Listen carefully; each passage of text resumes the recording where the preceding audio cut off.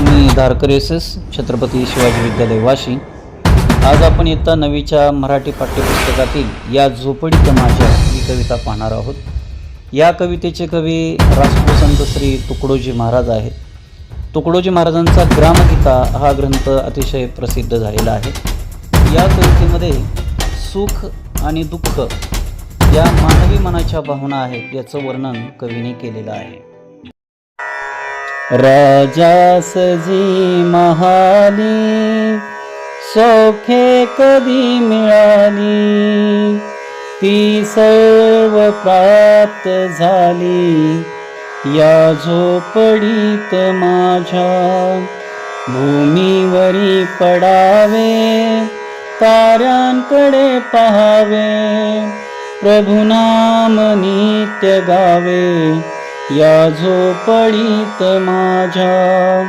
पहारे आणि तिजोऱ्या त्यातून होती चोऱ्या, दारास नाही दोऱ्या या झोपडीत माझ्या।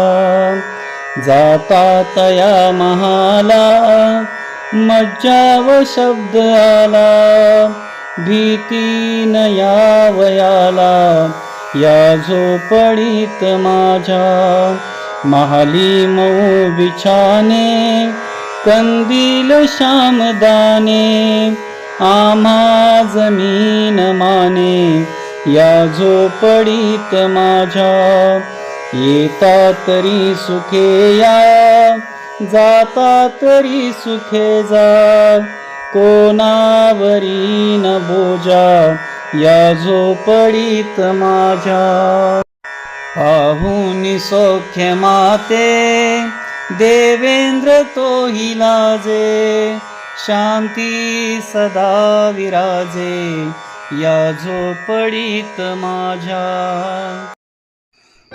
कवी म्हणतात की राजाला जे महालामध्ये सुख समाधान मिळतं ते सर्व मला या माझ्या झोपडीमध्ये प्राप्त होतं। या झोपडीतील सुखे कोणती आहेत तर भूमीवर पडायला मिळतं, ताऱ्यांकडे पाहायला मिळतं, देवाचं नामस्मरण नित्य गायला मिळतं, अशी ही सुख झोपडीमध्ये आहेत। महालामध्ये पहारेकरी असतात, महालामध्ये तिजोरे असतात आणि पहारेकरी असून सुद्धा त्या ठिकाणी चोरी होण्याची भीती महालामध्ये असते। झोपडीचा विचार केला तर झोपडीला दरवाजा किंवा कुलूपही नसतं, साधी दोरीही बांधलेली नसते। महालामध्ये प्रवेश करायचं म्हटलं तर तिथं बंदी असते, मज्जा वाजतो, परंतु झोपडीमध्ये यायला कोणालाही भीती वाटत नाही। महालामध्ये मऊ मुलायम बिछाने असतात, विद्युत रोषणाई केलेली असते, कंदील श्यामदाणे वेगवेगळ्या प्रकारचे झुंबर बांधलेले असतात। त्याचबरोबर झोपडीमध्ये जमीन हाच आमचा स्वाभिमान आहे। कोणीही झोपडीमध्ये आनंदाने या आनंदाने जा, कोणावरही दडपण नाही, कोणावरही बोजा नाही। आणि हे झोपडीतलं सुख पाहून देवेंद्र देवांचा राजा इंद्र तोही लाजू लागलेला आहे। आणि अशा या झोपडीमध्ये नेहमी शांततेचं वास्तव्य असतं।